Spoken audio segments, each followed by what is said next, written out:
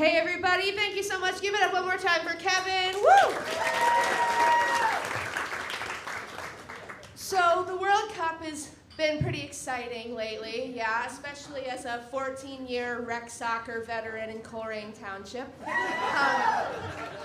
Personally though, my World Cup is actually a large fountain drink from a Coca-Cola freestyle machine. In soccer, the refs are like, goal! But for me, I'm like, cherry, vanilla, diet Coke!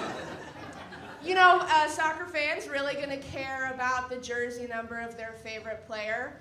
For me, the number I care about is the 4-digit code in my McDonald's app that's gonna get me a 99-cent fountain drink.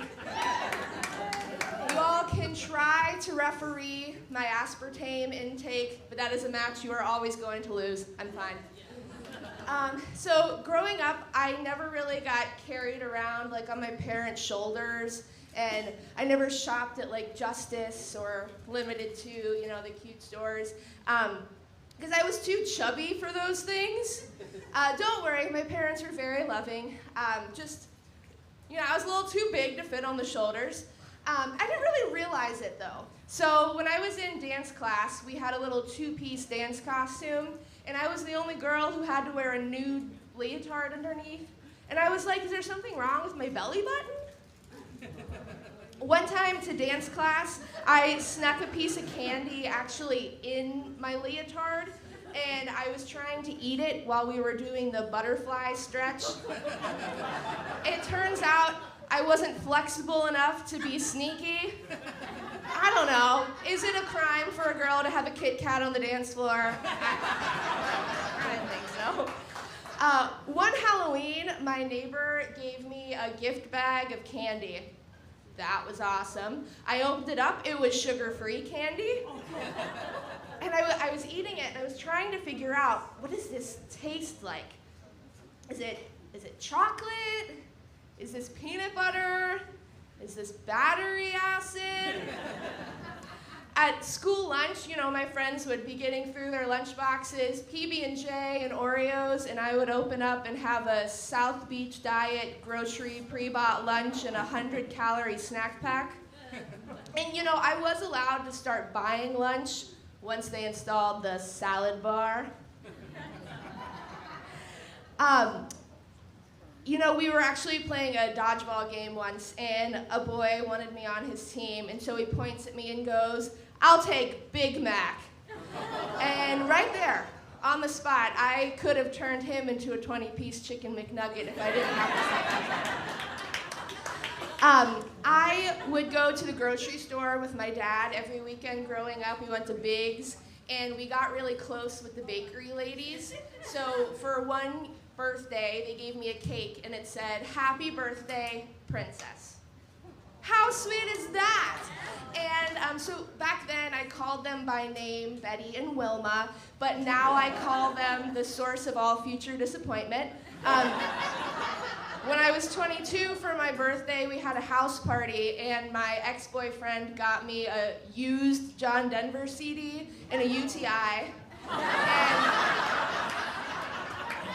he got me something else too. A 2-week notice. He didn't want to ruin my birthday. So, my roommates though, they were really sweet. We went to Taco Bell and they were trying to make me feel better. And I was eating my Crunchwrap Supreme, feeling less than supreme. And as hard as I tried, I did not want to live Moss. I wanted to live no Moss. My aunt actually took me to Taco Bell so often when I was a kid that the drive-thru worker gave me a Christmas present through the drive-thru window.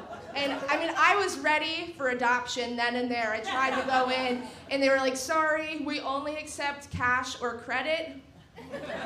Call me Doritos Locos, but that's a parent that would feed me some full-fat sour cream. I was really competitive growing up, so I really liked the summer reading challenge at the library. You know, when that kicked off, you would not hear from me for weeks until I read all 20 young adult novels and entered that raffle to win the zoo membership. Kind of a big deal.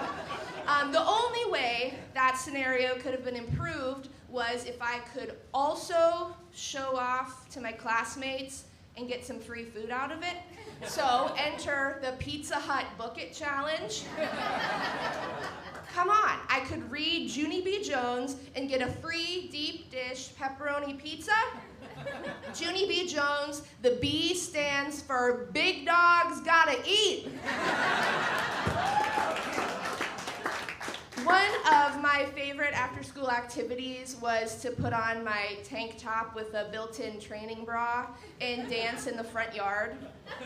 This was not a privacy of the backyard kind of activity. I was thinking I might get discovered. The car drives by, give him a little shoulder action, a little hair flip. I did actually get discovered by the HOA. They sent my parents a trash non-compliance fine. You know what?